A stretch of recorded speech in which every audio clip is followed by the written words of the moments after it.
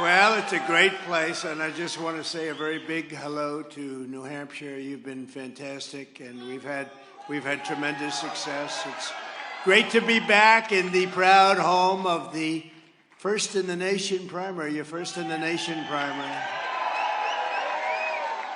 I wonder who kept you there. Trump. Less than 3 months from now, we're going to win the New Hampshire primary for a third straight time. And we're going to look at all these people up there. I didn't even see you. Wow, what a group. And we're going to crush crooked Joe Biden. He is a crooked man next November. And we're going to make America great again. We're going to make it great again. We have no choice. We have to.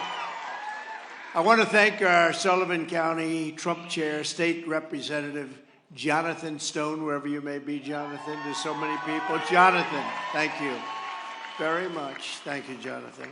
New Hampshire Police Association Vice President Timon Ekua. I don't know if that's good or not, but I tell you what, it's the best. Where is he? I'm very pleased to receive the endorsement of Sullivan County Commissioner Joe Osgood. We just got that. Thank you very much. Joe, where's Joe? Joe, thank you. Thank you, Joe. State Representative Kristen Noble, also Jim Kofalt, and the 603 Alliance. I appreciate it. I appreciate the endorsements. We've had a lot of endorsements in New Hampshire. Almost everybody's endorsing us. Now they're coming. The money's flowing in, all those funders. They said, maybe we'll endorse somebody else with our money, and all of a sudden they're calling. They say, President, hi. I said, I thought you were going to be with the sanctimonious. No way. No way, sir. I'll give you whatever you want, sir. It's an amazing phenomenon when you have great polls, right? But the polls have been great because of people like you. We appreciate it very much, and we should do very well. And they've been very good against crooked Joe Biden. We're leading in every swing state now, every swing state. We're leading by a lot. But as you know, today is Veterans Day, very, very special day. So let's express our eternal gratitude to every veteran in this room. And who's a veteran? Raise your hand, please.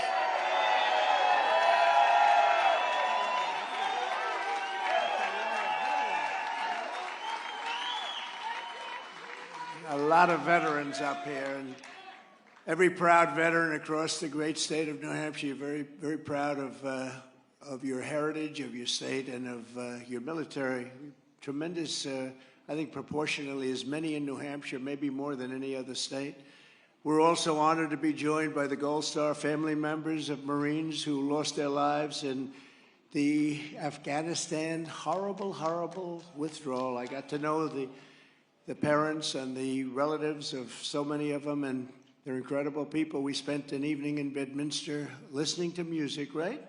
We listened to music. Oh, there they are. We had a good time. I said, I'll be with them maybe 15 or 20 minutes. We spent about 3 hours together, right? Looking up in the sky and seeing some beautiful signals coming down, right? The father of Staff Sergeant Taylor Hoover, Darren Hoover. Where are you? You're here someplace? Yeah, there you are. Thank you very much.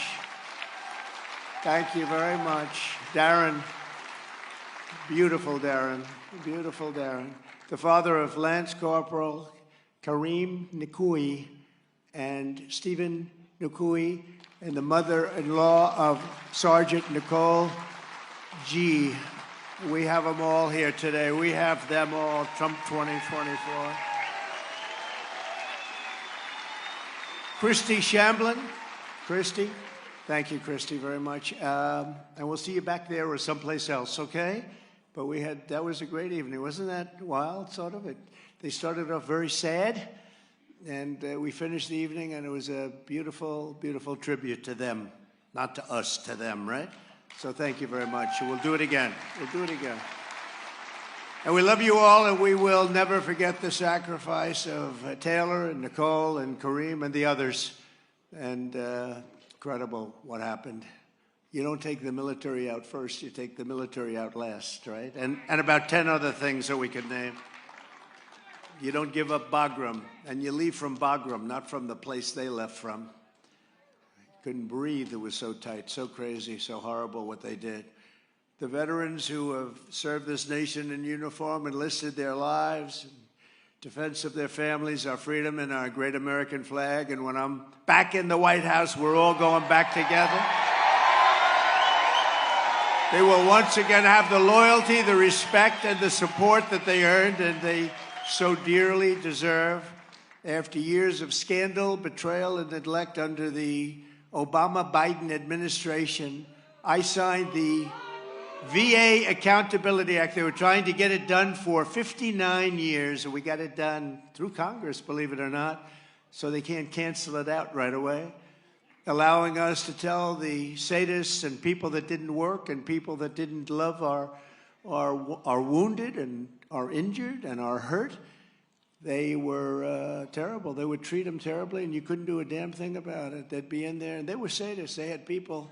This wasn't prime time for our people, and they weren't able to defend themselves. They had people that would really mistreat our veterans, and we couldn't do a thing about it because of the laws, civil service and otherwise. You couldn't do a thing. They could be as bad as they wanted. They could do everything up to murder, and the way they treated some of these people were just horrible people.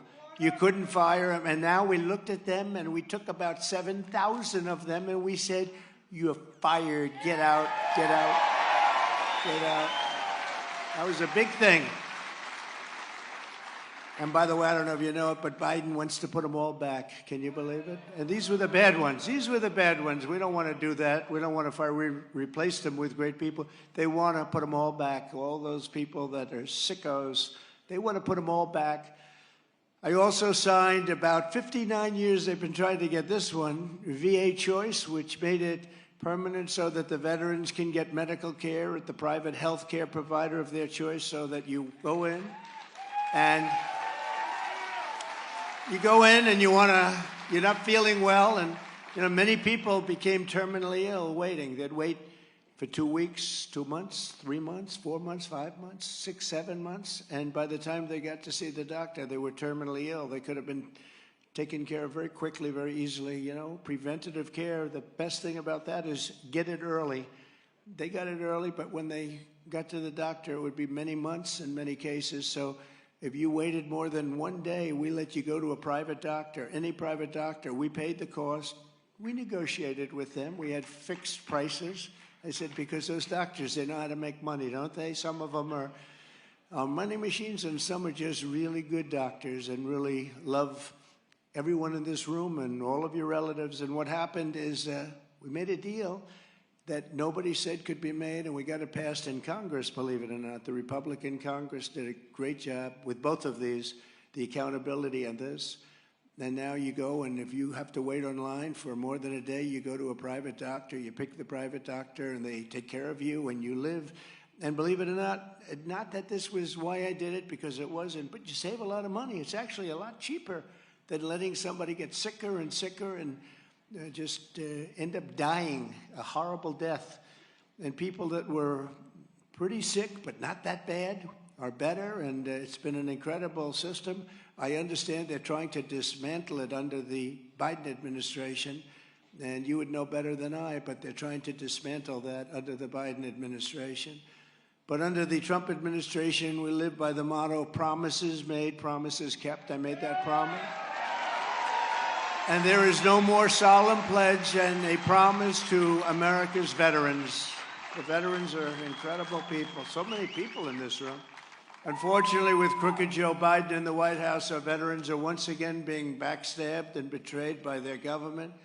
Crooked Joe gutted our historic VA reforms and fought to reinstate thousands and thousands, as I just said, of fired, horrible employees. These are horrible employees that when we terminated them, we said, get out of here, and they got out, but now they have a little bit of a lobby going, and they even want back pay.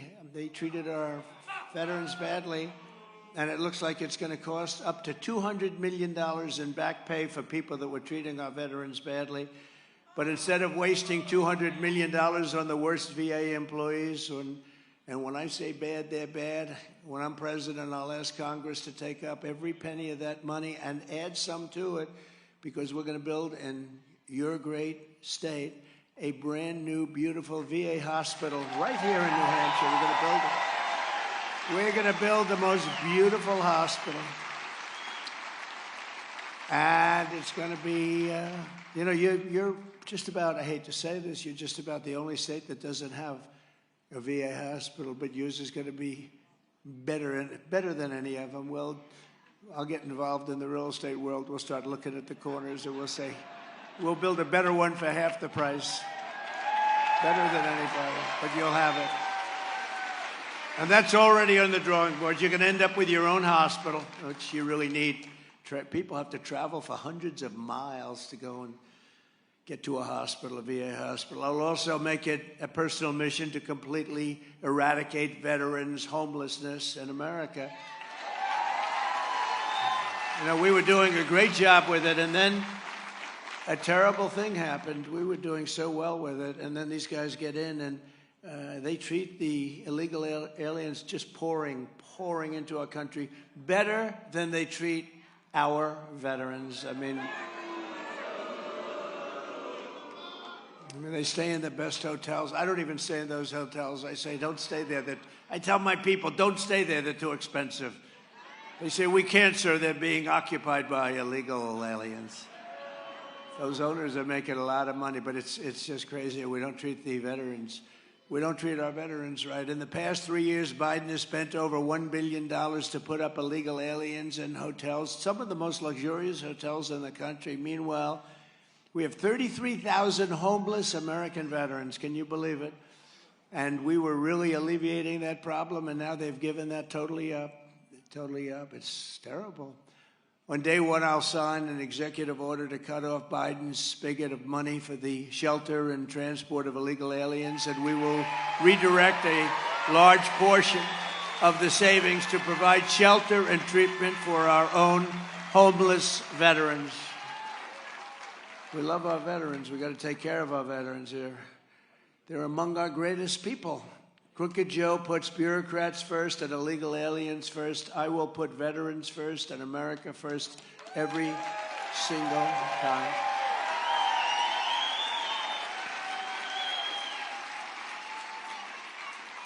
In addition to being Veterans Day, today is also Armistice Day. Did you know that? Armistice Day. And this is an incredible number when you hear these numbers, but the anniversary of the end of World War I, a conflict that wrecked the entire world, really. I mean, large parts of the entire world, and killed over 20 million people. Did you know that? 20 million people. 20 million people! And think of it, we have a guy in the White House who can't put two sentences together, who couldn't find his way off this stage. And actually, he would be confused, because I think my audience behind me might be bigger than my audience in front of me.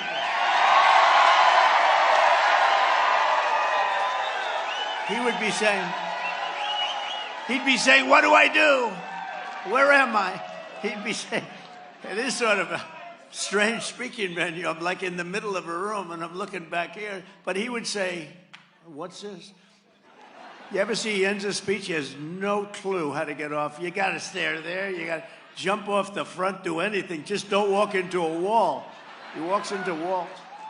But this is the guy that we have negotiating with Putin and, right? And President Xi of China and Kim Jong-un, who won't even talk to him. This is who we have in charge of nuclear. But this anniversary should remind us all of why it is so important to once again have a president who will deliver peace through strength. That's what we had. We had all peace. We had peace. We had a great period of time. World War III has never been closer, in my opinion, than it is right now. And it wasn't at all close. We were never going to have it 3 years ago, we had everything under perfect control. Russia was treating us with respect. They would have never, ever gone into Ukraine. China would have never been talking about Taiwan. I mean, we had this, the whole thing was going really good. You know, if you ask me, when he pulled out, the way he pulled out of Afghanistan, Putin wouldn't have done it anyway. But the way he pulled out of Afghanistan, it said, let's go. And, you know, everyone lost respect. We pulled out as cowards. It was a surrender. It was truly a surrender. We gave up $85 billion worth of equipment, these 13 great lives, and we had 38 people were obliterated. 38, they don't talk about them. They never talk about them. Missing legs, one case, 2 legs, 1 arm, and a half an arm, and just obliterated. And nobody mentions those poor people. Should have never happened. Should have never happened. The people in the front row that I've gotten to know, incredible families, they're just torn apart by gross incompetence. And I tell you, it's so sad to see. It would have been so easy. We had something going. We called up the head of the Taliban. I told the story to you, but I called up the head of the Taliban. I said, the press got on me for that. Look at all the press. Oh, it's so nice. The fake news.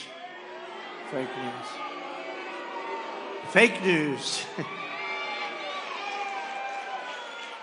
But I spoke to the head of the Taliban, Abdul. And then I told him, Abdul, you can't do this. You can't. You keep shooting us. So they killed a lot of soldiers, snipers during the Obama/Biden. I don't know, did they ever call them? But they killed a lot of people with the snipers, a lot of people, period. And I said, you can't do it. Anyway, since I had a rough conversation with him, since that conversation, we didn't lose 18 months it was, we didn't lose 1 soldier. There wasn't 1 soldier shot at. 18 months. Even Biden admitted that. He said, well, I will say one thing, under the Trump policy, they didn't lose any soldiers. When he said that, his people went crazy. Don't say that. Why?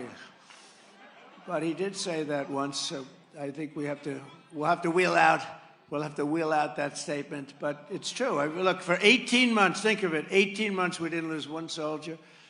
And then we had a rigged election, and then the result was exactly that. By the way, Hillary's allowed to say things about elections, and every Democrat's allowed to say. But if we say it, we get indicted. They indict us if we say. And in our case, it was true. It was a rigged election. It was stolen. And because of that, we have unhappy people in the front row, and we have a lot of other unhappy people. Because of that, we have inflation, and we have high taxes, and we have high interest rates, and you can't buy a home, and you can't refinance your home, and you can't sell your home, and you have energy at the highest level it's ever been. You were energy independent 3 years ago. You had $1.87 a gallon gasoline, and now you have $5 gasoline. But I stand before you today as the only candidate in either party who can make this promise. I will 100% prevent World War III. You're going to end up in World War III. If you look at what's going on right now in the Middle East and Ukraine, and you add it up, and we have somebody that has no clue what the hell is going on, you're going to end up in World War III because of this. No reason for it. Millions of people will die. I know the players. I know the job. I alone in this primary have borne the burden of having troops in harm's way as Commander-in-Chief of the U.S. Armed Forces. And the neocons, globalists, and warmongers and the race, they like to talk tough. Oh, we're going to go here, we're going to go there. Millions of people die, and we didn't do that. Yet we knocked the hell out of ISIS. You know, I defeated ISIS totally and brought them back. But these people are way over their heads. Biden is over their head. I mean, Biden, in all fairness to the Republican candidates, Biden, if you call that, look, what kind of a candidate? They're losing by like 60, 70 points each. Even they agree I shouldn't go to the debates. I mean, the other day, 2 of them said, well, if I was in his position, I don't think I'd debate either. But how about this guy, Asa Hutchinson, right? He's been at 0 for the last 3 months. Now, do you think he's going to surge to 90? I call him Ada Hutchinson. No, he's been at zero for the last 3 months. He didn't make the last debate because he had zero. How about that? You have a large population voting. He got absolutely no votes. So he gets no votes, and he says, and today I just heard his campaign manager quit. Why did he quit? Because I've been telling the guy to quit, and he won't quit. I think this, if he ever made it, it would be the single greatest comeback in the history of politics or any other event. You could say politics or any other event. If he made it, it's only because he'd be the only one left on earth. And he's a nasty guy, you know. He talks like he's terrible. He's a lousy governor, too. To me, peace through strength is not just a political slogan. It's actually a moral duty.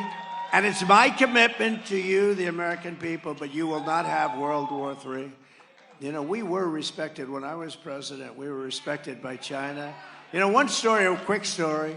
You don't mind if I go off teleprompter like a lot, do you? So much more exciting. So much more. But the head of Hungary, a very tough, strong guy, Viktor Orban. Did anybody ever hear of him? Probably, you know, considered very powerful within his country and outside of his country. Not exactly loved by some of the European nations because he does his thing. He didn't allow millions of people to invade his country. He allowed nobody to invade. Zero. He had nobody. So he doesn't have crime, and he doesn't have the problems that they're having in other countries where millions of people are allowed to go in. But they were interviewing him 2 weeks ago, and they said, what would you advise President Obama? The whole world seems to be exploding and imploding. And he said, it's very simple. He should immediately resign, and they should replace him with President Trump, who kept the world safe. And I'm not just talking the United States. China respected him. Russia respected him. North Korea respected him, and he used another word other than respect, too. He said fear, but I don't want to use that word. Of course, it's probably better than respect if you get right down to it, right? Better than respect if you get right down to it, right? But he said everybody was fine. We had no problem. We have none of these problems. You didn't have inflation. You didn't have these problems 3 years ago. And then you look at this. We had the greatest economy in history. Now we have a mess. You'll end up in the Great Depression. And I'll tell you the one thing I don't want to be. I don't want to be Herbert Hoover. I always said, I don't want to be Herbert Hoover. And the way they're going with their stupid energy policy, highest in this state, you pay the highest energy costs anywhere in the United States. You know that? You ought to talk to your governor about that.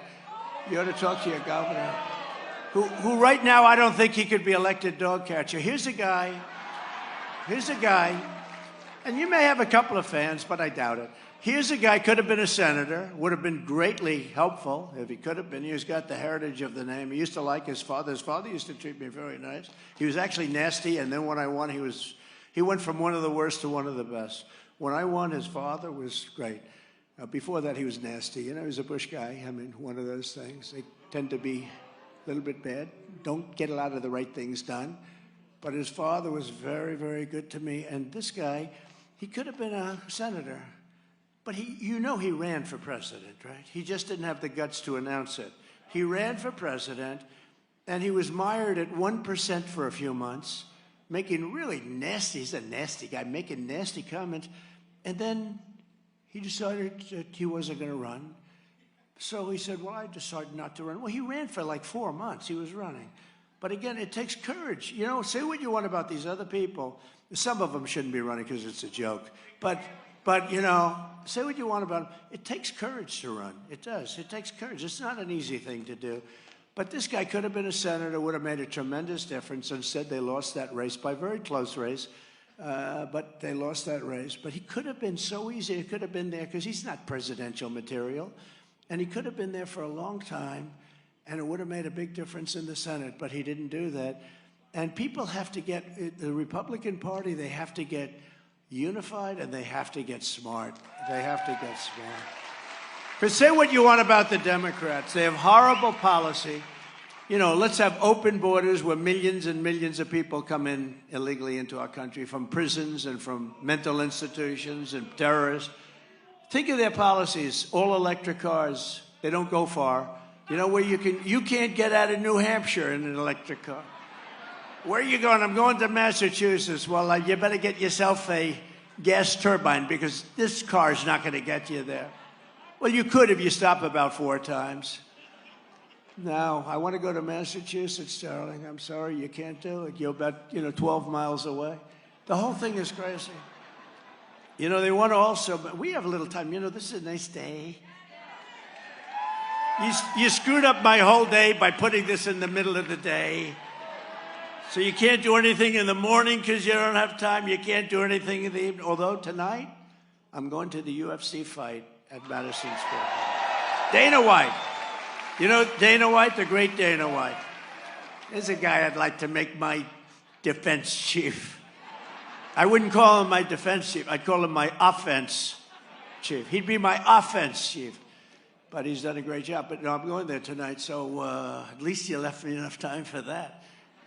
But, it's really a tribute. Here we are on a beautiful day in New Hampshire, and you have a crowd, and you have thousands of people outside that couldn't get in. I said, did you put up a screen for them? They said, no.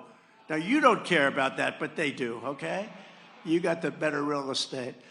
But as president, I will restore American strength, power, and prestige, and I will make your country safe. I will be the peacemaker. You know, the peacemaker is okay. Hillary Clinton, during one of the debates, she said, look at him, look at him. He's a warmonger. She's the one that always wanted war. It's the strangest people want war. You look at her. What the hell's war? I remember when LeBron James endorsed her. It was the greatest endorsement I've ever seen. Because he got on stage and she got up and she was like here, around here. And I said, that's not looking good. That's not looking good. I love that endorsement. She can have them. Under Biden, our adversaries see the weakness and the foolishness of America's leaders, the stupidity, actually. And, like this whole electric car mandate, can you believe it? The cars, they're too expensive. I say very easily defined. It's so simple, though. I said, let's do a little bit more sophistication. They're too expensive, and they don't go far. What else can you say? It's true. When President Xi sits across the table from Crooked Joe, can you imagine President Xi's like central casting? There's nobody in Hollywood that can play the role of President Xi. The look, the strength, the voice. We will begin immediately negotiation. And I say, loosen up. I say, loosen up. I had a great relationship with him until COVID. Then I said, that's the end of that.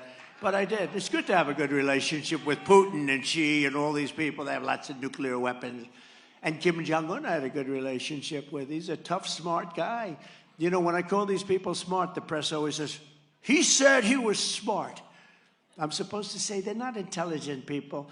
President Xi in China controls 1.4 billion people with an iron hand, no drug problems. You know why they have no drug problems? Death penalty for the drug dealers.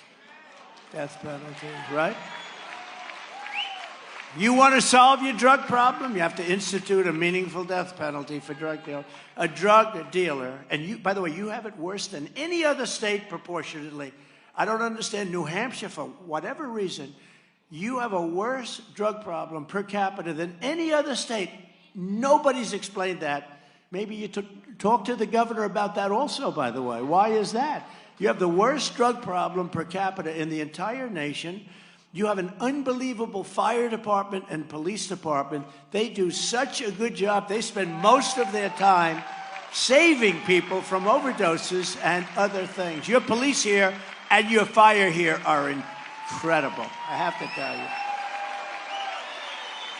I met a lot of them backstage. I said, they spend a lot of their time. They spend almost most of their time on that, but they're incredible, the job. Yeah, you ought to talk to your governor about that because that's something that something should happen. But you want to really stop it. You know, when I was in the White House, I would set up blue ribbon committees. And I'd get socialites. Everybody wanted to be on committees, right? You know, they'd call in from Park Avenue, from Fifth Avenue, New York. Oh, I'd love to be on the committee, any committee well, we're going to put you in a blue ribbon committee on stopping drugs and drug abuse and stopping the caravans from pouring. Oh, what's a caravan? They had no idea. And they'd sit around, very prestigious people, and they'd talk for a little while, and then they'd get onto society and social and where are you going to be tonight? I'm going to be dining at Le Cirque tonight. But, you know, they go into, and it's not the way. You can't do it. The only thing they understand is force. And if you want to stop your problem, and you have the single biggest problem in the country from what I see in New Hampshire, I don't know why, proportionately, you need the death penalty. If you give the death penalty to drug dealers, you will have no more problem. You will have no more problem. You know, we cut it down 21%, and that was great. I did that without doing this. When I was in China, and I told this story a couple of times, maybe you've heard it, but I was with President Xi, strong man, and I said, you don't have a drug problem, do you? No, we don't have no drug problem. We don't have drug. He looked at me like, what the hell? Of course I don't. 1.4, think of it, 1.4 billion people, no drug problem. I said, what do you attribute that to? He said, quick trial. I said, quick trial? What's quick trial? We give quick trial. We give very quick trial to drug dealers. If somebody's selling drugs, we give them it's a one-day trial. They give them a trial, and if they're guilty, which I would say probably 120% of the time they're guilty. They're guilty approximately 120% of the time. But they execute, and they have the death penalty for drug dealers. So now if you're a drug dealer, you'll say, you know, I think I'm going to take a pass on this particular country. Let's go to the United States where they don't even give you a summons, all right? They don't do anything. And that's why we have the problem. If you want to do the real job, and a lot of people, I just don't know if our country's ready for it, but what could be worse than losing, I think, 350,000? You know, you don't hear those numbers. They always say 100,000. They've been saying 100,000 people for the last, 15 years, would you say? It's 100,000. Oh, yes, we lose 100. That's a lot of people. That you take your largest stadium and you fill it up twice, right? No good. But it's 100,000, they say. But even if it was 100, but it's not. It's 350,000 people you're losing, and you're destroying your homes. You ever see what happens to a family, a father or mother, when they lose their son or their daughter to drugs? That family is destroyed. 10 years later, they're destroyed. It can never be the same. And these people do it. The average drug dealer kills 500 people a year. Think of it. The average drug dealer over the course of his or her life will kill and I think that's a low number, but they say kills 500 people a year. And they don't mention the families that are destroyed to go along with their children and seniors and everything else that are killed. I mean, a lot of people are killed, but you think of it in terms of young people. But the average one kills 500, so why wouldn't you do the death penalty? It's actually humane if you think about it. Why wouldn't you do it? As Singapore does the death penalty, they have no drugs whatsoever, no drugs whatsoever. Other countries do them. Many countries do it, but they have no drugs whatsoever. And we're becoming a drug haven. You know, China many years ago was being taken over by much smaller countries because they were all drugged out on the poppy fields, the drugs, heroin, different drugs, but they were all drugged out. The nation was drugged out, and then along came a very powerful leader. You know who that is? And he said, no more. And from that time pretty much until now, they've been strong, but they were all drugged out, and our nation's becoming that way, okay? Our nation's becoming that way. You look at our nation, that you almost say, how does it survive when so many people are absolutely sick from drugs and drug overdose and all of the things that go with it? Our nation, remember, China was taken over by many different forces, much smaller, much weaker than them. Now they're strong. But our nation's not so much different. We have a large percentage of our people are drugged out and won't help us in terms of making America great again. We have to help them, and we should help them. But we could stop this scourge if we would do it properly. And just out of curiosity, it's interesting. We're all friends. The death penalty sounds harsh. Thank you very much. But the death penalty, It's funny. They say, "Oh, he's conservative." It's not that I'm conservative. I have common sense. I want to have a border. We want to have free elections. We want to have low interest rates. We want to have school choice. We don't want to have men play in women's sports. How about that one?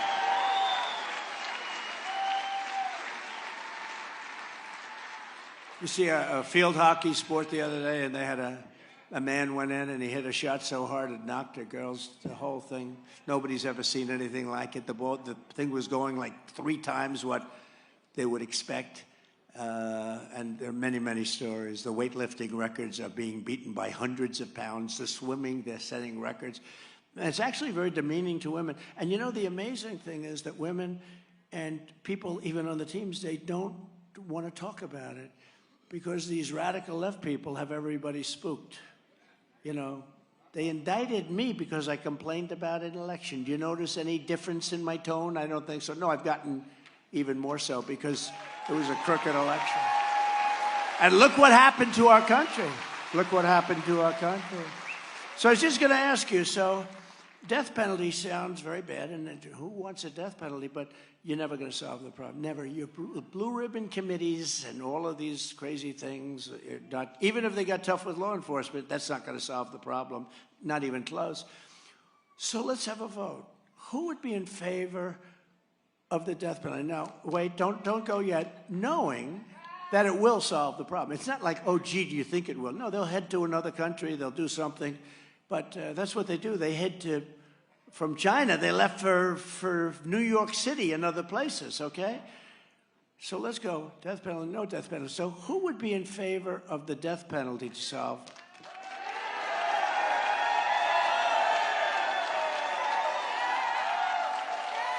And just out of curiosity, who would not be in favor? Because it's harsh. Who would not be? Okay, I can understand it. Look, I can understand, but I see one hand out of thousands of people. Are you a liberal? No. Okay, I understand it. It's a tough thing, and you know what happens? They can get it wrong too. They can get it wrong, and they can abuse the system. I've been abused. A lot of the people in this room have been abused. They can abuse the system. But I see one hand. Okay, so let me do that again, because that's what. Who would be opposed to bringing in the death penalty? You would? It's okay. Seriously, don't be afraid. Nobody's going to. We're not the Democrats where they're going to put you in jail because you speak up. Who would be opposed? I see 3 hands. I see one hand of a person down there. She's going like this, meaning she doesn't know, right? She sort of likes it, but it's a big step. So I see 3.5, okay? How about back here? Who'd be opposed? Who'd be opposed? All right, so you're probably talking 1%. If you think about it, that's pretty amazing. And it's a real poll. Now, the government, if they did that poll, they'd charge $1 million for it. It wouldn't be as accurate. You know that, right? We did it in about 2 minutes. But if you want to solve the drug problem in the United States, really solve it, you have to bring back the death penalty for drug dealers. That's what you have to do. And you'll solve it. So whether you're a Democrat, a Republican, or independent, if you don't want your sons and daughters drafted to fight and die in distant foreign lands that many of you have never even heard of, if you don't want your nation wrecked, if you don't want your economy destroyed, if you don't want American blood and American treasure squandered in a needless global war, you see it, they never end. They go for years, 21, 22 years. In Afghanistan, think of it, 21 years. Too bad it carried out that long. We were going to get out of Afghanistan. We were coming out of Afghanistan. I'm the one that got it down to 2,500 troops. But I was going to keep Bagram. Bagram is one of the biggest air bases in the world. Cost us billions of dollars years ago, billions and billions of dollars. Has the biggest, most powerful runways, meaning the thickest concrete of any place. I think it's 8 feet. I used to go, when I was building, I'd like to go 4 inches, and I'd negotiate. Maybe we can do it for 3.5. These things are many feet thick. Most powerful runways and everything else. And they gave it back. They gave it all back. But you have to really you have to put people that know what to do. And if you want to get back to where we have to go, you have to vote for a gentleman named Donald J. Trump. That's all I can say. That's all I can say. We'll turn it around fast.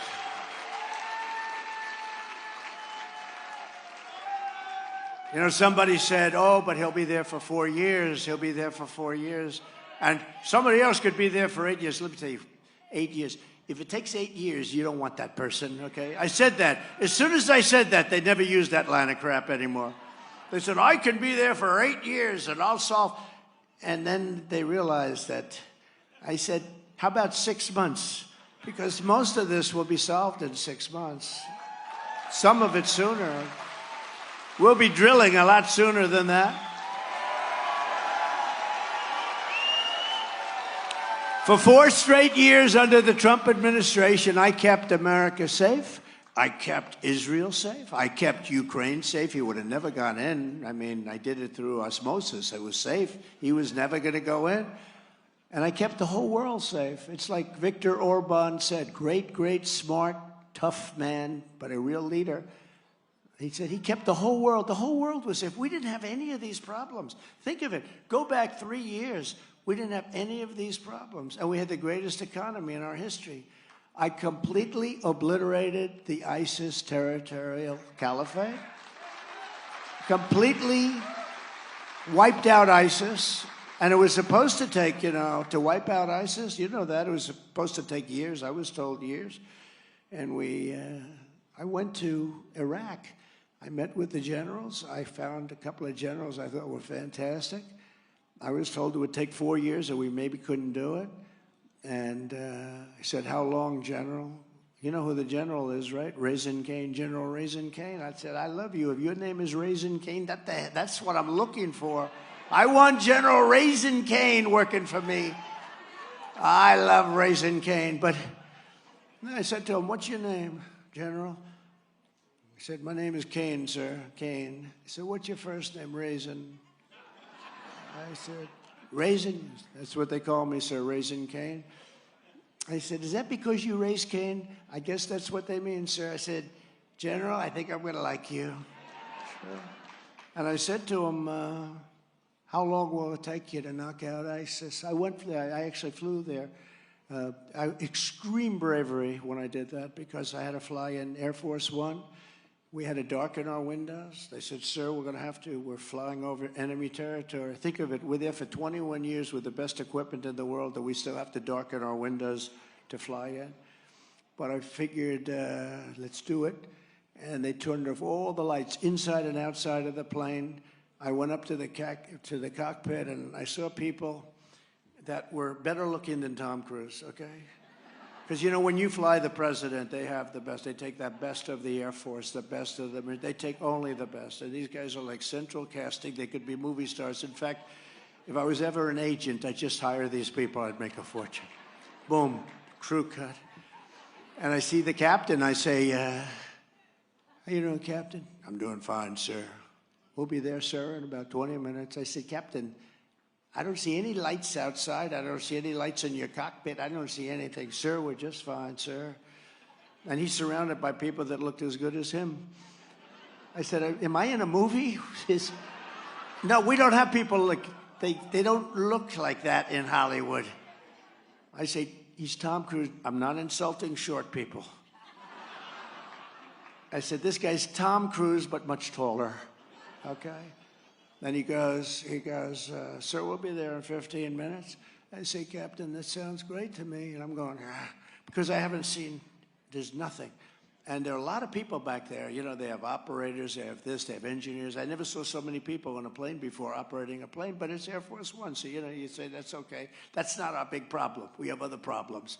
But they're all really fantastic, and they're really the top of the line, top in the world. So we're coming in, we're 15 minutes away, and he then says, sir, we'll be 10 minutes, and we'll be landing. I say, I still don't see any lights at all. And I do that. I like to sit with pilots and land planes. I have a nice plane, and I sit sometimes with a pilot. It's beautiful to watch. And so now we're 5 minutes away, and you have a machine that has a voice of a machine, but it actually sounds like a human, but the most beautiful voice you've ever heard. and it talks to you as you're landing. It tells you what's going on. Very standard. It's, you know, the highest grade equipment. Then I hear 1,000. That means 1,000 feet. 1,000 feet's very, a big plane like that, that's very low. That's like a 10-story building. That's not very high, right? And we're flying over like desert. I hear 1,000, 900, 800, you know, as it's going down like this. And everything's fine, it's going down, but I don't see any lights. You know, usually you see lights, you see LaGuardia, you see Kennedy Airport, and you see lights in the distance, and you think, isn't that a beautiful sight? Well, we're going down, and I didn't see a damn light. They have all the lights turned. And they said 600, 500. It's an incredible voice, a computer voice, but it's so perfect.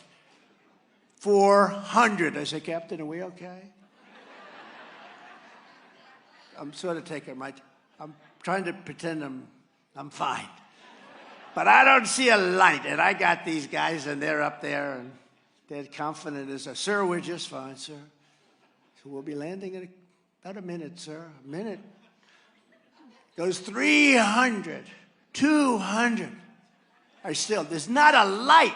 It's dark. And I think there wasn't even a moon out that night. 200, 100. I'm 100 feet above the ground. I see nothing. And then you hear, pwah, pwah, pwah. You know, we land. I say, it's a miracle. And you know what I said? I said to my staff right after I landed, am I allowed, because I showed great bravery, I thought, am I allowed to give myself the Congressional Medal of Honor? I want to give myself because I showed great bravery. I said, give me a towel. Give me a towel. Oh. No, I showed great bravery. No, they said that wouldn't be a good idea. I'm only kidding. You know what? It's a miracle. And you know what I said? I said to my staff right after I landed, am I allowed, because I showed great bravery, I thought, am I allowed to give myself the Congressional Medal of Honor? I want to give myself because I showed great bravery. I said, give me a towel. Give me a towel. Oh. No, I showed great bravery. No, they said that wouldn't be a good idea. I'm only kidding. You know what happens now? The press will take that and they'll say, he decided. I had that, actually. I told this story once before. The press said, he wanted to give himself the Congressional Medal of Honor. So you can't be too sarcastic with these people because they know we're having a little fun. And if you can have fun nowadays, it's not a lot of fun. But the press actually reported me for saying I wanted the Congressional Medal of Honor. Can you believe it? From myself. Because they're fake news. Oh, yeah, they were. I got a couple of beauties up there. That story will be told tomorrow. And the highlight of the story is that I demanded the Congressional Medal of Honor, I guarantee it. So when you read it, just go, fake news. Anyway. But I came out, and the door's open, and I'm greeted by it's good-looking group of people. A staff sergeant, a drill sergeant. He looked like a piece of granite. A general, another general, a colonel, group of people on the bottom. I go down, and that's when I met General Raisin Kane, and he was the boss. And they all said, great to meet you. I shook their hands. Sir, would you like to rest? You know, it's a long trip, like 20 hours. I said, no, I don't have to rest. Now, if Biden were president at that time, I'd say, you know what he'd do? He'd rest for about 4 days. Then they'd turn around. Did you meet the president? No, he was sleeping the whole time. He spent 3 days sleeping, and then he turned around and went back and went immediately into the beautiful bedroom of Air Force One and went to sleep. This is not what we're supposed to have for a president. So I went down. He said, sir, would you like to rest? I said, I don't need to rest. Let's go. So we start a meeting. And I said, how do we defeat ISIS? We've been fighting them for 21 years. We have the best equipment in the world. They hardly have equipment. They are great fighters, by the way, great fighters. They're natural fighters. That's what they do. For 2,000 years, they fight. They come down from the mountain. They can live in a crevice in the mountain. Don't forget, you know, you look at what they've won. It's amazing, but these are great fighters. How do we defeat these guys? And he said, we can do it. I said, how long would it take you? Now, I was told 4 years by a couple of our television generals in Washington. Oh, Millie. Is Millie a beauty? But I was told it would take 4 years. Sir, it will take 4 years. Very big effort. So I asked General Raisin Cane. I said, General, how long would it take to do it? Sir, we can do it in 4 weeks, and I think we'll have time left over. I said, wait a minute. For years, not me, everybody. You were hearing 4, 5, 6 years, and very hard to do. And now I have a guy sitting there that truly is central casting. And I'm sitting here, and he's saying I can do it in 4 weeks, and he'll have time left over. So I say, how do you do that? He says, well, sir, when they came in from Washington, you know Mattis, General Mattis, General Milley, real beauties. General Milley is the one that decided to take the soldiers out first, okay? General Milley is the one that said, let's leave $85 billion worth of equipment behind because it's cheaper than taking it out. It's cheaper than putting a tank of nice, clean fuel in the airplane and flying it to Pakistan or flying it all the way home. It's cheaper to leave it there. We left them brand new planes, brand new helicopters, thousands of night goggles, better than the ones we have. These are brand new, never used, in boxes. 700,000 rifles, 700,000 rifles, 70,000 vehicles, trucks, cars, many of them armor-plated, many of them costing over $1 million apiece, armor-plated. And this is what we left. So I said to him, said, General, so how can you do it so quickly? I've been told it would take years to. He said, well, sir, when they came in from Washington, we have to obey. They're our superiors, so we're not allowed to give our ideas. I said, that doesn't sound like a good system. He says, but that's the military system. They would come in and they would tell us what to do, even though we're here. And when you think about it, it's incredible because the people we're talking about are incompetent and the people I'm talking about are unbelievable soldiers. And the reason, if you'd like me to finish the story, the reason I tell you this is that we have an unbelievable military, okay? We just have some really bad leaders. So I think it's an important story, but I said, so General, how are you going to do it in 4 weeks? And they can't do it in 4 years. He says, well, sir, when they came in, they would only use this base. And this base is very far away. It's a big base. It's a main base. We gave it to China, by the way. You know who has that base right now? China. Because when they left, China has the base. And the reason we should have kept it, not for Afghanistan, we should have kept it because it's 1 hour away from where China makes its nuclear weapons, right? So we give it up. How stupid are these people? So anyway, so General Raisin Cane goes, no, sir, we can do it in 4 weeks. We can do it very quickly. I said, so what was the problem? Well, sir, they came in. I disagreed, but it's not for me to say. They came in, sir, and they said very strongly, we can only use the one base. Now, the one base is very far away. By the time we got there to the site, we had to turn around to refuel, come back. So they were going here. They had about two seconds, and now head back. Let's head back. And that's what we had. But we have portable, what we call portable bases, sir. We have a lot of portable bases. We have 9 of them at least already up. And if we use our portable bases, I said, why didn't they? They said, well, they're located in some countries and they would consider it not politically correct. But, sir, nobody would know where the hell these planes are coming from. I said, that's probably right. She said they're politically correct. They want to be politically correct, so they didn't do it. So they had 7 to 9 bases. So I said, so what I'd do is very simple. I'd leave from here, but this is the least important. I'd supply from here, but I'd go out to all of these auxiliary or portable bases, and I'd hit them from the left. And, sir, I'd hit them from the right, and I'd hit them from up above, and I'd hit them from right under their ass, sir. And I'd hit them from so many directions, they wouldn't know what the hell is happening. And, sir, it'll be over very quickly. I said, I have to think about this because nobody's ever told me this. Nobody's ever told me this. I said, I'll speak to you. I went back to Washington, and I spoke to him on Monday or Tuesday. I said, you still feel you can do that, General? Absolutely, sir. I said, go ahead and do it. And he knocked the hell out of him, and he knocked him out. Knocked him out. Less than 4 weeks. And then I had to give an order because there were a lot of them that were cornered. He said, sir, we got cornered rats. I said, what do you mean rats? They're human beings. Hey, they're not human beings, sir. These are bad people, sir. These are really bad people. I said, so what are you suggesting? He said, well, you let me know when the job will be completely finished. I said, well, that's a lot of people you're asking me about. You know, that's never been my thing. I build beautiful buildings. I do other things, right? He said, that's never really been, it's a lot of people. He said, they're not people, sir. So here's what you do. Take those gorgeous F-16s and fly over them for a while. Keep flying over them. Get those F-24s, F-22s. You fly over them. And maybe you'll scare the hell out of them and they'll surrender. They won't surrender, sir. They don't know what the surrender is. They don't know what a white flag is, sir. They don't surrender. Whether you like them or not, those son of a bitches, they will never, ever surrender. And I say, so what do you think? I said, here's what you do. Spend a little time flying back and forth.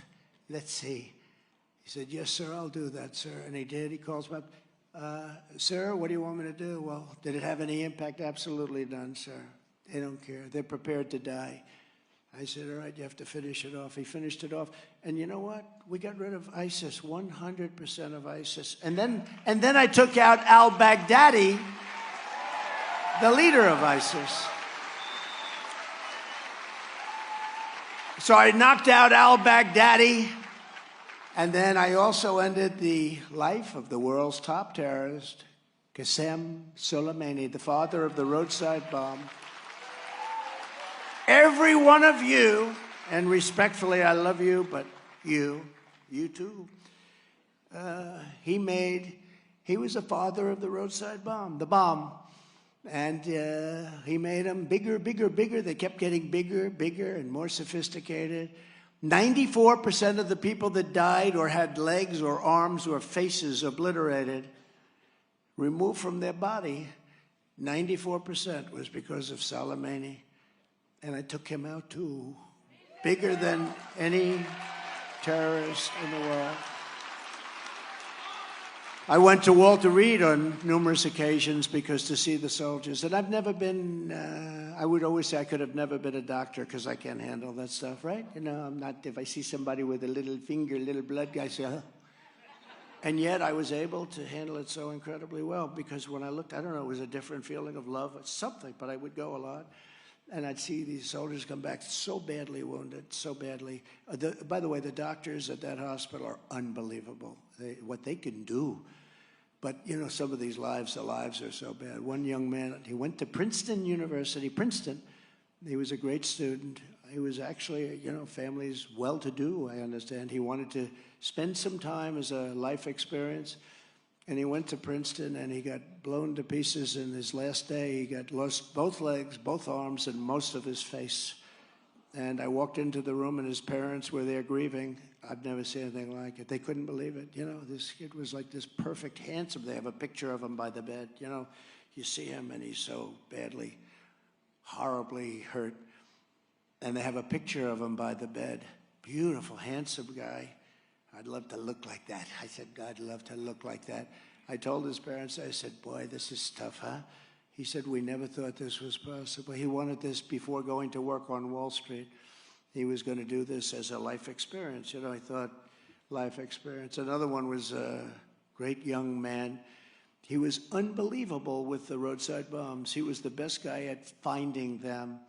And he had, you know, we had great equipment for it. We had the long, I don't know if you've ever seen them with the long rods, and they have, on the end, they have tremendous equipment, computerized in every way, but the most incredible equipment. And he had a half a day to go, and he said, hey, I'll go with you guys into the field. And he went into the field. He said, I'll go with you. He's got a half a day. He's coming home. Got a half a day, but he's friends with all these great soldiers, great people. And so he spent his last half day there. They're going out and they're looking for roadside bombs, and he got the hell blown out of him. And like you wouldn't even believe. Honestly, a few years before that, you could never save these soldiers. What they do,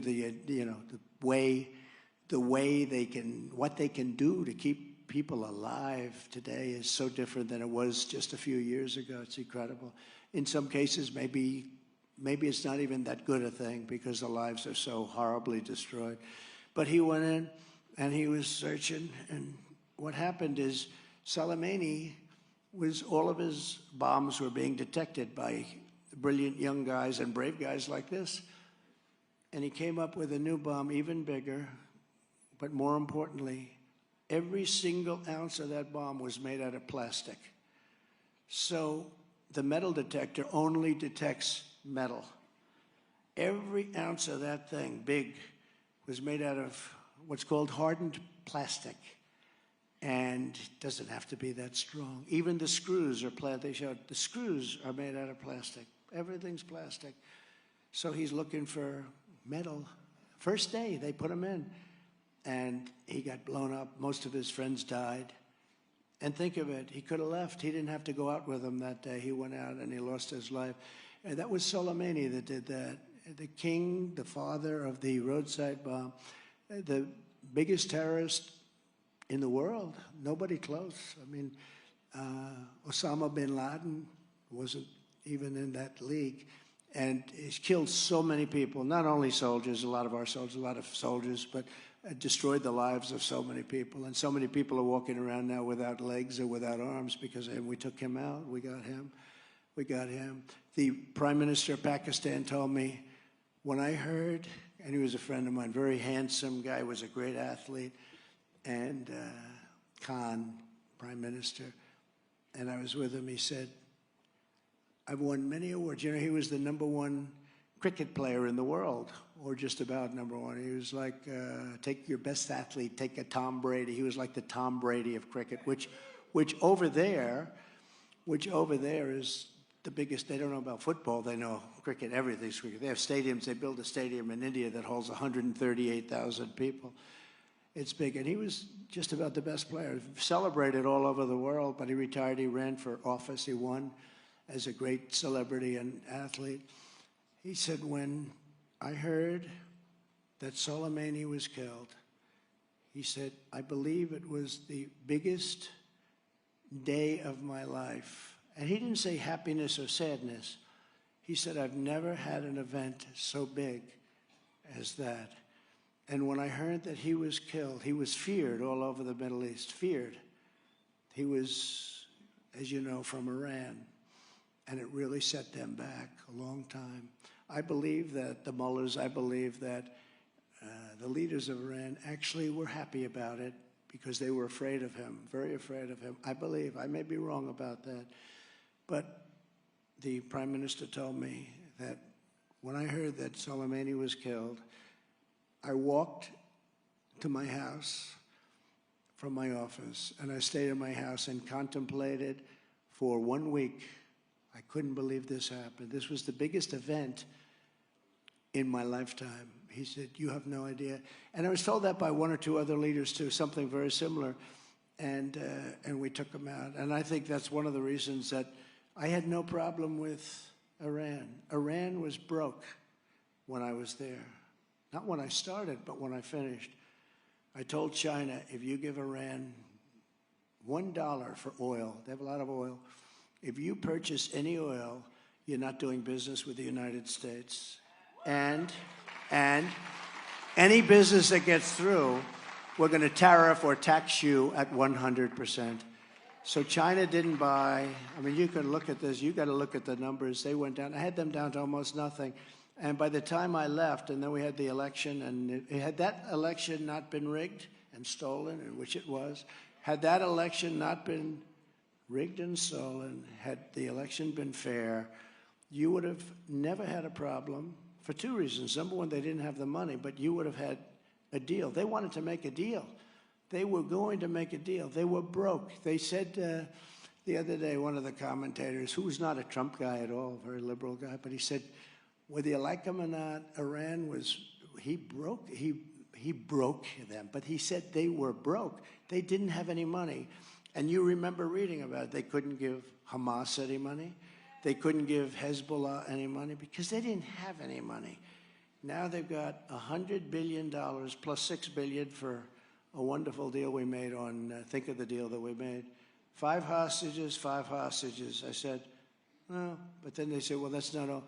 It's 5 and 5, but they get $6 billion. Think of it. Just think how stupid. But the $6 billion is peanuts compared to the oil. You know, the $6 billion, it plays well, it reads well, and it's simple to understand, although nobody would do the deal. How stupid. By the way, when they made that deal, I said, you're going to have now hostages captured all over the world. Because once you agreed, you know, I did 58 hostages. I got 58 people back, 4 of them from North Korea. That's tough. I got 58 hostages back for no money. We never paid money. Because once you pay money, you set a precedent where they're going to do it again and again and again. So it was a big thing. And when I tell you the story about the Prime Minister, I don't think I've told that story to a large group, but I tell you about the Prime Minister. He thought it was the biggest event of his life. He never thought this could happen. I fully rebuilt the U.S. military, created Space Force, and I was the first president in decades who didn't start a war. Instead, I got us out of those endless wars and brought our troops back home. And with the historic Abraham Accords, I even made peace in the Middle East. We had peace. We got the Abraham Accords. We would have had just about every country signed up within months after the election. And they, you know how many countries they've added to the Abraham Accords? None. Not a country. Because they're incompetent. Look, Biden is the most corrupt and most incompetent president in the history of our country. And you know, until I got indicted, because once you get it, I get indicted for this nonsense. Even every legal scholar says these indictments, and they're not indictments, they're political opponent indictments. Political opponent. People forget that.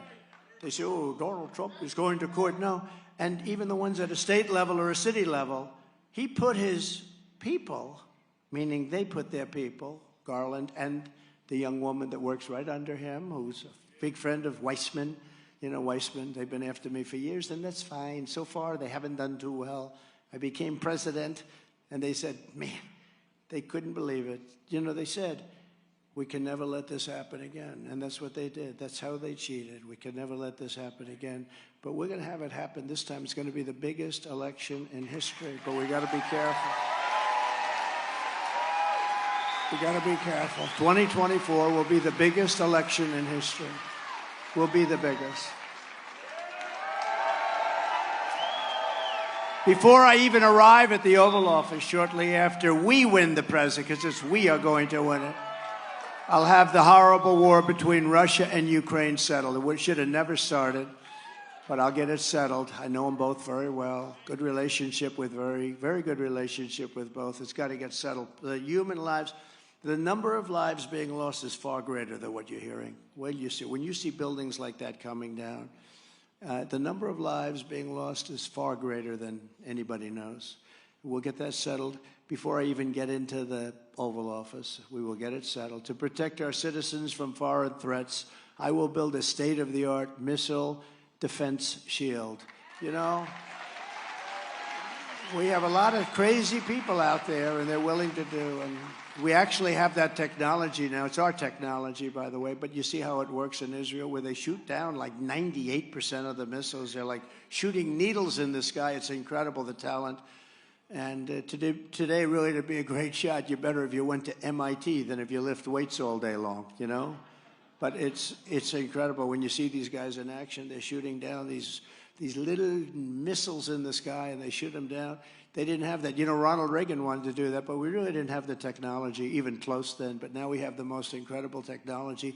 Much of it is in New Hampshire, by the way. You know, you have a lot of that technology right here. But we're gonna build a great.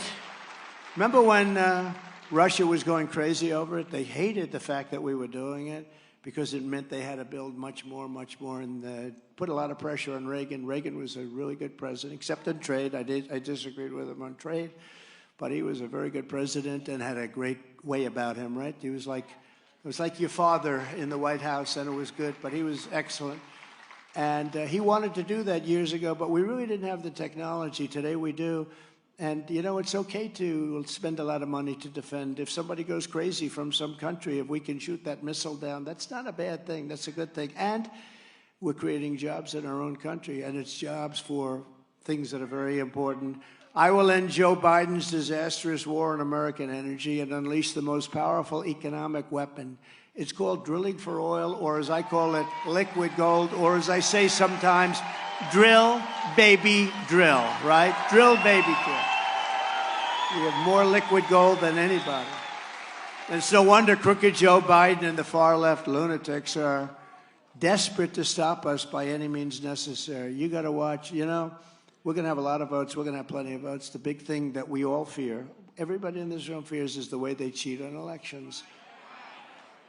It's the second most question. I think the first question I get from people come up and talk, and they say, sir, right? Drill, baby, drill.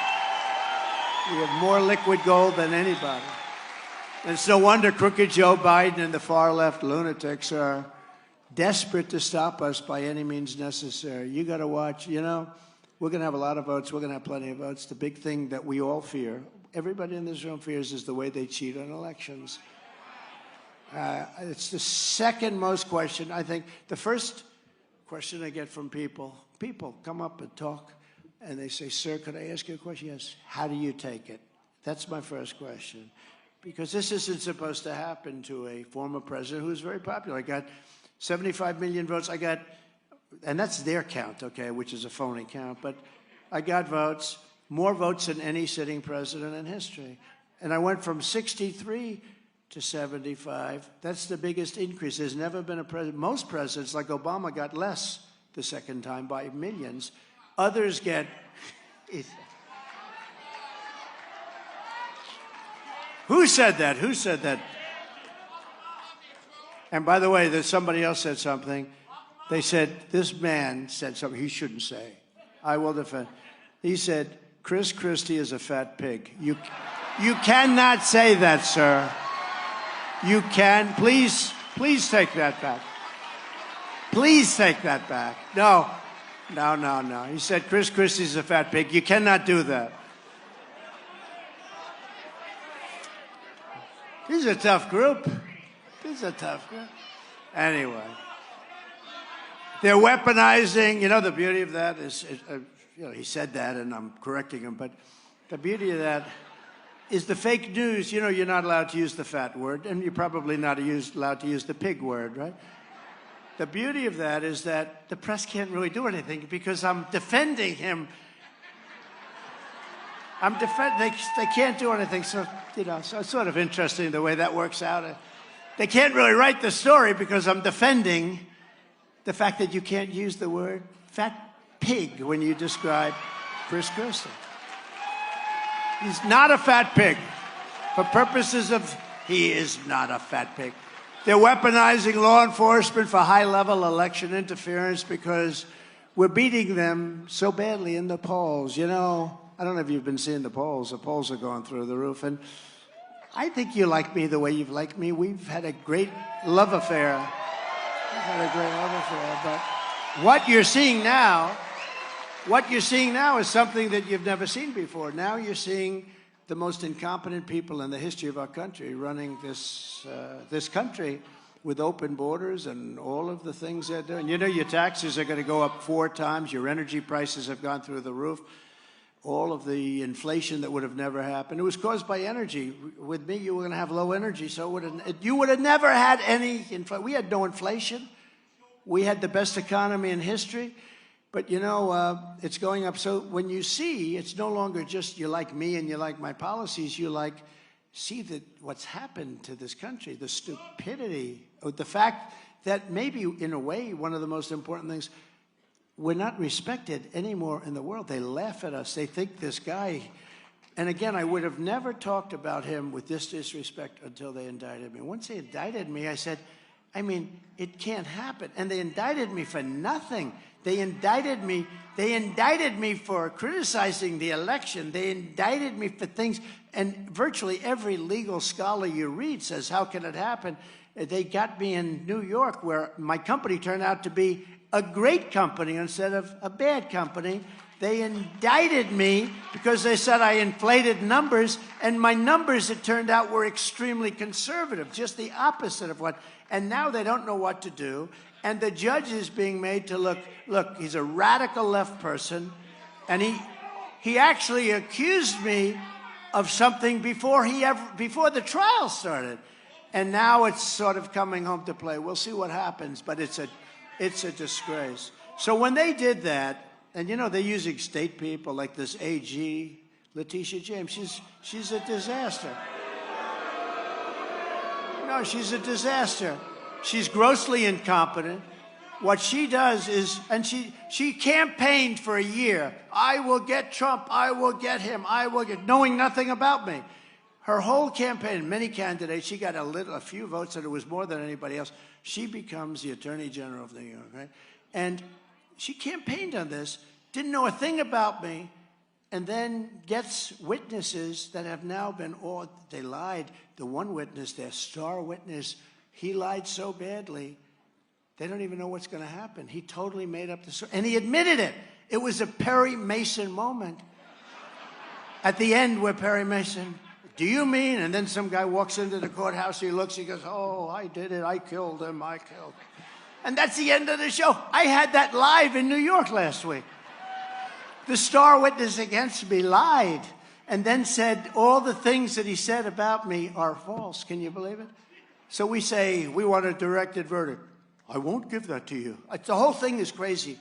But you know what? The people get it. And that's why our poll numbers are high. I'm the only person in history that got indicted that saw about a 30% rise in my poll numbers. Usually, you know, we were doing fine before. Usually you get indicted, you're a politician, you get indicted, and within 5 minutes you're at a microphone. I've decided I will go home to my family, and I will be with my family, and I will fight for my name and my reputation. Okay, you know, all that. And that's the end. That's the last time you ever hear from the poor person. With me, it's like, I said, how are we doing? Sure, your poll numbers went up 14 points today. You know why? Because I explain it to people, and they get it. This is a political opponent hitting his political opponent. And it's never happened in this country before. It has happened in many other countries, third world nations, banana republics. But the people get it. I mean, I have a judge in Washington, D.C., who put a gag order on me. I cannot speak. So if the fake news asks me a question about like something, I cannot speak. I'm sorry. How do you think that would be in a campaign? You're watching, what do you think about the campaign? I'm sorry, I can't comment. She put a gag order. Then it's been taken off by the appellate division. But you got to count it. But think of it. They do things like this, but she sets a trial date. This could not be. One day before Super Tuesday. Now, you know Super Tuesday is a big day. Now, to me, the big day is Iowa, New Hampshire, South Carolina, Nevada. Because I think this whole thing might be, you know, we're up about 42 points here. We're up 44 points in Iowa, I think 44 points something. How can the farmers vote against me? I got them $28 billion from China. Nobody else would have done that. I got the farmers of Iowa, Nebraska, Wisconsin, all these states, $28 billion because they were abused by China for so many years. I said, what was the number to Sonny Perdue, Commissioner of Agriculture in the United States, under me, good guy. He said about 28 billion. I got the money from China out of the tariffs that I got, which was many times that number. I took in hundreds of billions of dollars from China. I gave our farmers $28 billion. Nobody can believe it. Then my people say, please don't be so arrogant about it. I say, what's arrogant? I got them 28. They're not going to vote against me, and that's exactly what's turning out. I told that to Iowa the other day, and they were all laughing. But it's true. I got them $28 billion that they got screwed out of by China with really bad things they did to our farmers. And what farmer is going to vote against me for some stiff that was never for them? Like tens of millions of, and I'm not wearing lifts either, by the way. I don't have 6-inch heels. Actually, the greatest moment of the debate when Ron DeSanctimonious was walking off the stage, and his feet, it's weird, because his cowboy boots. So they have a high heel outside, but inside you got a big deal going on. And he's walking like, No, he's walking off the stage like he's trying to balance himself. I thought he was wearing ice skates. No. What difference does that make, right? What difference? When you think about it, what difference does that make?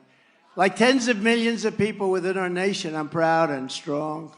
I'm a very proud election denier, because unless the truth is found, we will never have fair, free, and honest elections, and we have to have them.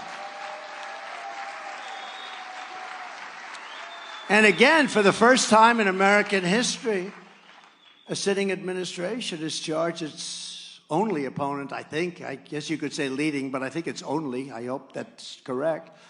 But its opponent with criminal offenses. Think of it.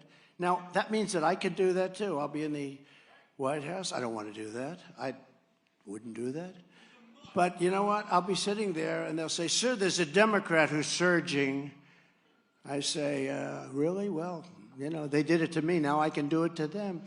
Indict him for walking across the street in an improper manner.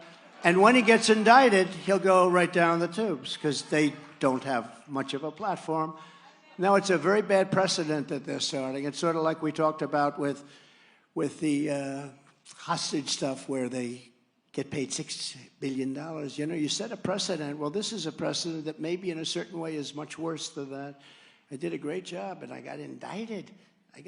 So when I say, I never used to say he's a stone-cold crook, he's the most grossly incompetent president. And now I say it, and I'm saying the truth. Because I had too much respect for the office of president, aware that its charges are bogus. Think of it, this was all bogus stuff. The prosecution has sought to proceed in secret, forcing the nation and the world to rely on biased second-hand accounts coming from the corrupt Biden administration and its media allies, people like that. You know, the funny thing, their numbers are way down. And they said they had the greatest numbers they've ever had during the Trump administration. If I were the media, now they're all going bankrupt. If I were the media, you know what I'd do? I'd hope that Trump wins, because during the Trump administration, that was the golden 4 years. Now I just saw where the New York Times is way down. They're all way down. Washington Post is way down. I don't even know. You know, at what point do you say you could be rich, but at what point, if you're going to lose $100 million a year for the privilege of having a newspaper that's losing that kind of money, you know, at what point do you say, I'm not going to do this anymore? But the Washington Post is way down. They're all down. And they were all up. During my 4 years, now they were up with fake stories like Russia, Russia, Russia, you know, the Mueller, all the different hoaxes. And we had plenty of them. But they were doing great. Now they're way down, and, you know, because they're not believed anymore. You know, that's the problem. When I started running, they had a very high approval rating, and I think it's one of the greatest things I've done. I've told people that they're corrupt and they're dishonest, and they have to straighten out their act because people are not believing them. And when you don't have a free press and when you don't believe your press, you've got yourself a very big problem in the country. But as a result, the citizens of our great country are unable to review for themselves the facts of this case and show.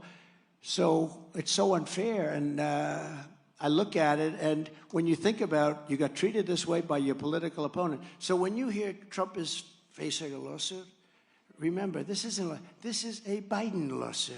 This was Biden. He took his top person from the Department of Justice and put him into the local New York Manhattan DA's office, running it. You're not even allowed to do that.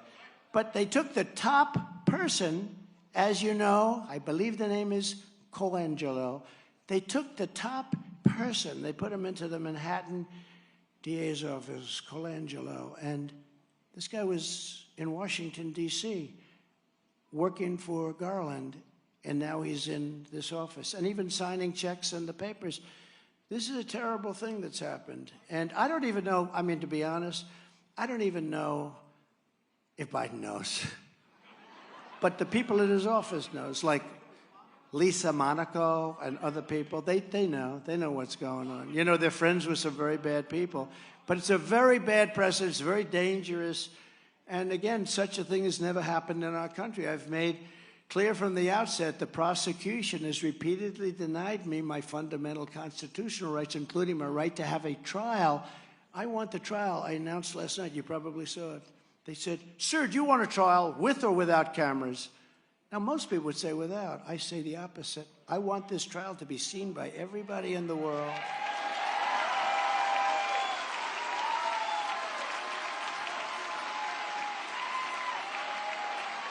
The prosecution wishes to continue this travesty in darkness, and I want sunlight. That's a nice way of saying it. Isn't that pretty? I want sunlight. I want everything exposed to the public, including the election fraud, because this is all about election fraud, which took place in 2020 and the 2020 presidential election, so that such a thing can never happen again to our country. You know, we want paper ballots. We want same-day voting. That's what we want. And we don't want mail-in voting. And we want one-day voting. You know, these things that last for 48 days, and you see them wheeling things with wheelbarrows, dumping them, ballots. No, what we want is we want one-day voting, we want paper ballots, or we want voter ID. You know, they just did it in France. France had mail-in ballots. Look, mail-in ballots, you know, are going to be corrupt. Even Jimmy Carter had a commission. He said, if you have mail-in ballots, you're going to have massive corruption, and we don't want that. But every person in America is beyond and should have the opportunity to study this case firsthand. It's to be, oh, this will be very good for the networks. They should want it. But I can tell you the prosecutors don't want it, and the judge doesn't want it, if you can't believe it. And they watch it, and if there's a trial, because I should not even have a trial. This should be thrown out long before. But if there's a trial, I want everybody to see all of the horrible things that took place, all of the horrible charges, and all of the things that were done with respect to a very corrupt election. And let's let the public decide, because I want cameras in every inch of that courthouse. And we've asked the judge in Washington, D.C., we've asked her to be recused because she hates me. You know, is that a good reason? I think so, right? No, the judge truly, truly hates me. She is a Trump hater at the highest level, so we've asked for her recusal. She's denied it, and we're appealing that. And we'll definitely be asking for a venue change, D.C., especially in light of the fact that I want a federal government takeover of our capital so that we can fix our capital. It's dirty, it's filthy, it's crime-ridden. People are being murdered every day. It's incompetently run. And I want to do that, and certainly that would not be very popular with a jury of residents. They're not going to be thrilled. We have deranged Jack Smith. Have you ever heard of him? He's a lovely man. Do you ever see him with the purple little thing? He's a lovely man. The Trump-hating prosecutor in the case, his wife and family despise me much more than he does, and he decides, I think he's about a 10. They're about a 15 on a scale of 10. And he was involved, you know, Jack Smith, the deranged one, I call him. He was involved, crooked guy. He was involved with the failed and very messy Lois Lerner IRS scandal. Did you know that? And the prosecution of Governor of Virginia, Bob McDonnell, which was overturned unanimously by the Supreme Court, as well as the failed prosecution of presidential candidate John Edwards. And he's charged. What he did is horrible, but they got him in. They brought him back from The Hague, and they said, go get Trump. It's a terrible thing that's happening in America. But, and he's a disgrace to America. They want to silence me because I know the truth, and I'm not afraid to say it. Their goal is intimidation of everybody at the highest level. But I really don't care.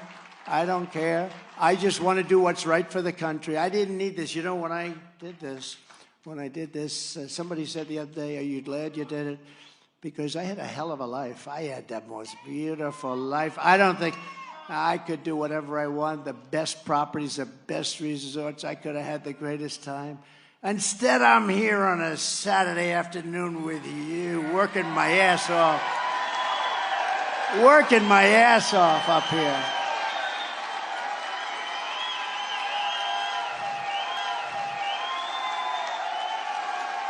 No, I had a good life.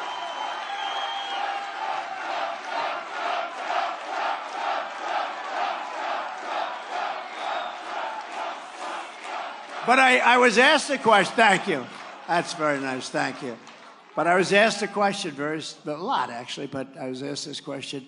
If you had it to do again, with all I've been through, I mean, I got indicted more than Al Capone. Did you ever hear of Al Capone? Scarface. He was the meanest of all gangsters. If he had dinner with you and you looked at him in the wrong way, you looked at him like you smiled and you were mocking him, you were a dead person. Alphonse Capone, Scarface, he got indicted one time. I got indicted 4 times. And I have other trials, too. You know, I have other civil trials I have to go through. This is a terrible thing. Nobody's ever done it before. But they asked me, if you had it to do, you had such a great life. If you had it to do again, would you do it? I didn't even hesitate. I said, absolutely, because we made America great again, and we're going to make it even greater. You know, there are a lot of rich guys around that didn't do much, and they whatever. But no, I would do it again in a heartbeat. People find that hard to believe. And one thing, I think I've kept a lot of rich people out of politics. You know, I used to have guys say, smart guys. I used to, one guy said, oh, I want to do it so much. I want to do it so much. I'm going to do it. Very successful guy, killer, really successful. He said, but I have one problem. I said, what's your problem? He said, I have stage fright. I said, if you have stage fright, don't become a politician. Don't. I think I saved him a lot of anguish. But they asked me, would you do it again? I said, absolutely. I said it without even thinking. Absolutely, I would do it again. Because what we did is miracles. Don't forget, this is the greatest movement of all time. There's never been anything like this.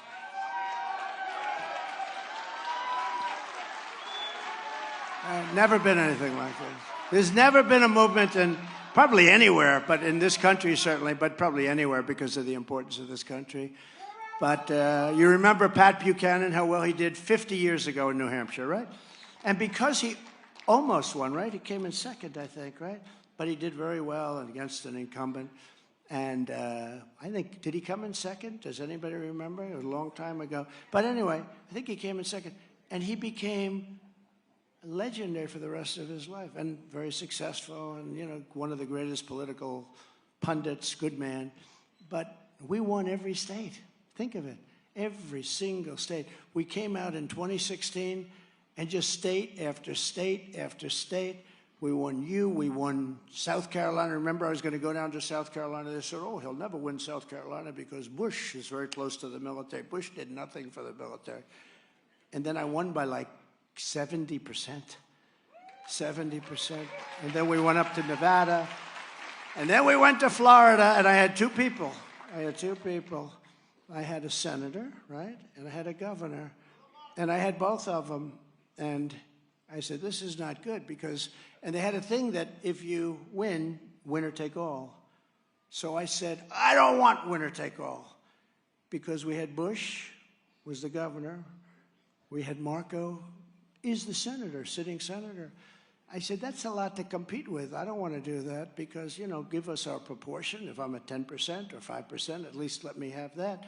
So I was all set to sue, and a poll came out, and it said Trump would win Florida by 70%. Marco would get 11, and Bush would get 9. I said, stop the lawsuit immediately. Stop that lawsuit. But every time the radical left Democrats, Marxists, communists, and fascists indict me, I consider it truly a great badge of honor because I'm being indicted for you. I am being indicted for you. Thank you very much. I appreciate it. Thanks a lot. Thanks a lot, ladies. Never forget, our enemies want to take away my freedom because I will never let them take away your freedom. And in the end, they're not after me, they're after you. I'm just standing in their way. I'm standing in their way. This is far more than a campaign. This is far more than a campaign. We're all involved in a great political movement, the greatest such movement ever in the history of our country. I mean, there's never been a movement like this, not even close. And now it looks, I mean, if you look at the polls, we're winning every swing state. We're winning states that nobody's even thought about. After years of betrayals of New Hampshire workers, together we ended the NAFTA disaster, the worst trade deal ever made, and replaced it with the brand new USMCA, that's Mexico and Canada, the best trade deal ever made.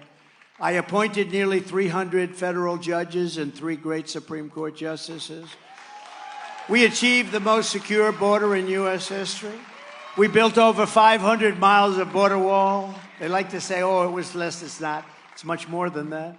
And we got Mexico to give us 28,000 soldiers free of charge. So when they say about Mexico, I saw some guy in the debate say, oh, Mexico gave us 28,000 soldiers. They said they're going to pay for the war, but there was no mechanism for that. You know, sometimes you don't have. I said, you got to give us soldiers. You got to give us. Right now, we have the biggest caravans in history coming up. Right now, they're coming up. I got them to give us free of charge 28,000 soldiers. Now, I didn't tell you. I said to them, if you don't do that, we're going to tariff every product that you sell into the United States at approximately 25%. And they said, we would love to give you those soldiers. On my first day back in the Oval Office, I will terminate every open borders policy of the Biden administration.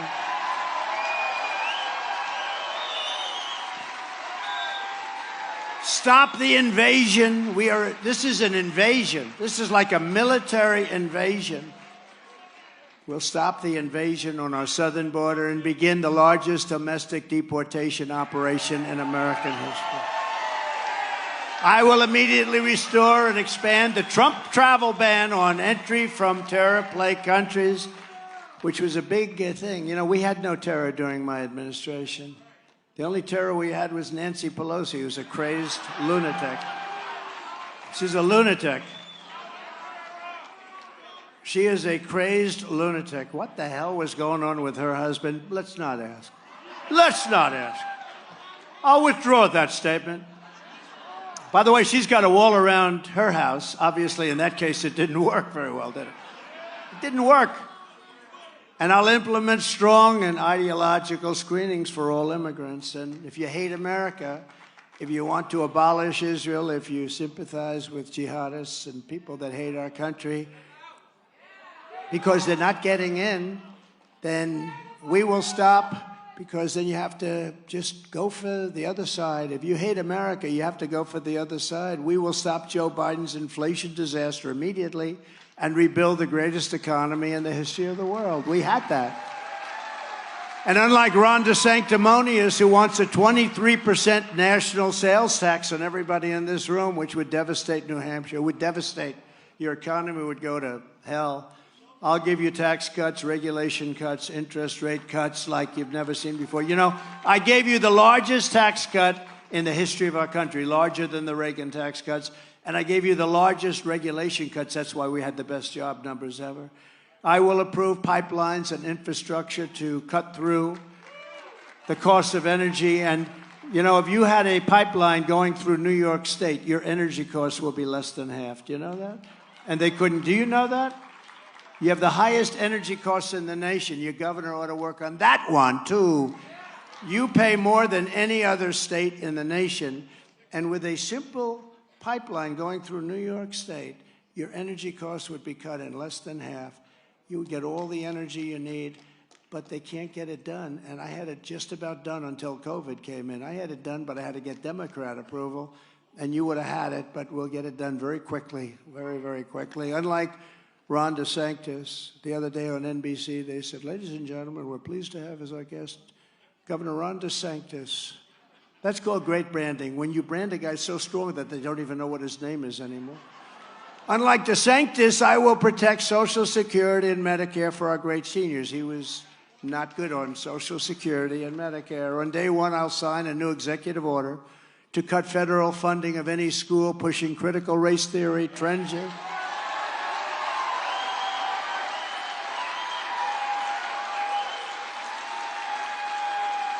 No, but can you believe you even have to say it? Pushing critical race theory, transgender insanity, and other inappropriate racial, sexual, or political content on our children. How about we will stop the sexual mutilation of your children? Can you believe? No. Can you believe you have to say that? Can you imagine if somebody got up here 15 years ago and made this say, we will stop the sexual mutilation of your children? They'll say, is this guy... No, we will stop it. Can you believe this, that you have to say it? I will not give 1 penny to any school that has a vaccine mandate or a mask mandate.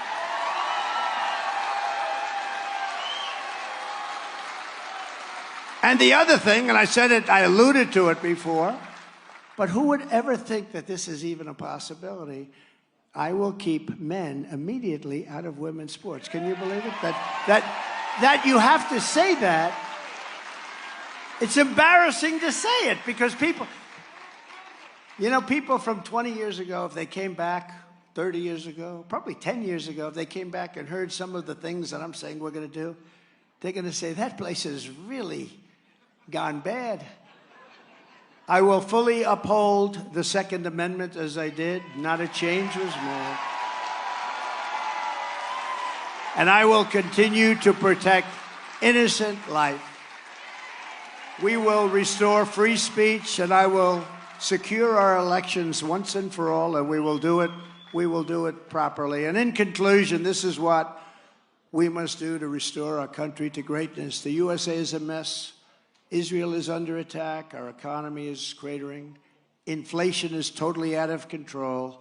China, Russia, Iran, North Korea have formed together as a menacing and destructive coalition like probably we've never seen before. Our currency is crashing. I will soon no longer think of it.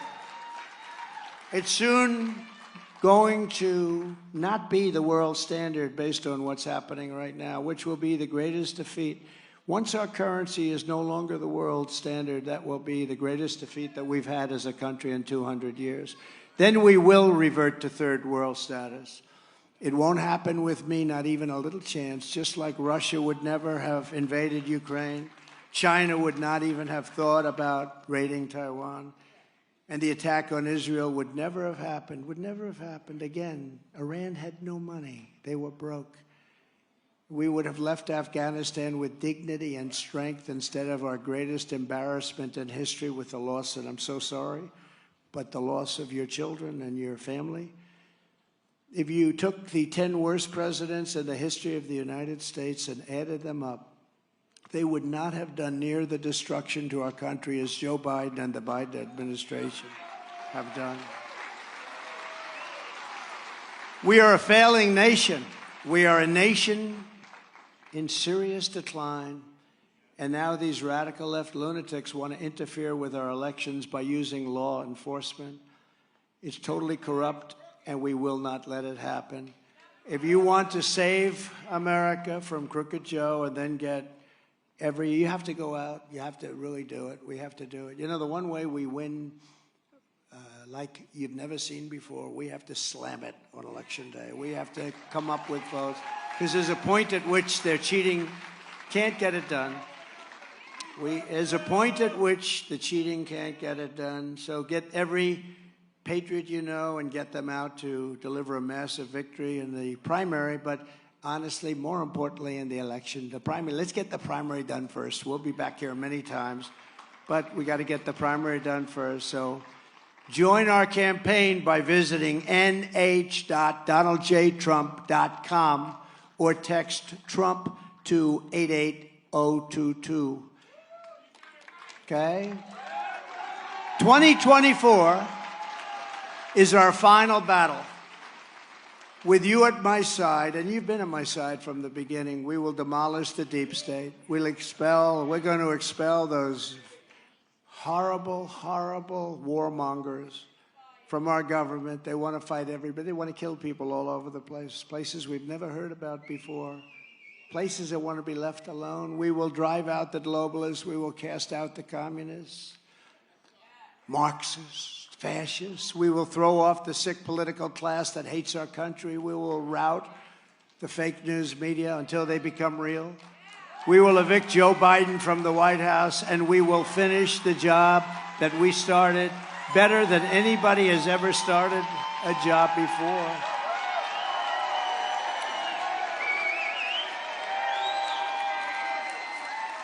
The great silent majority is rising like never before.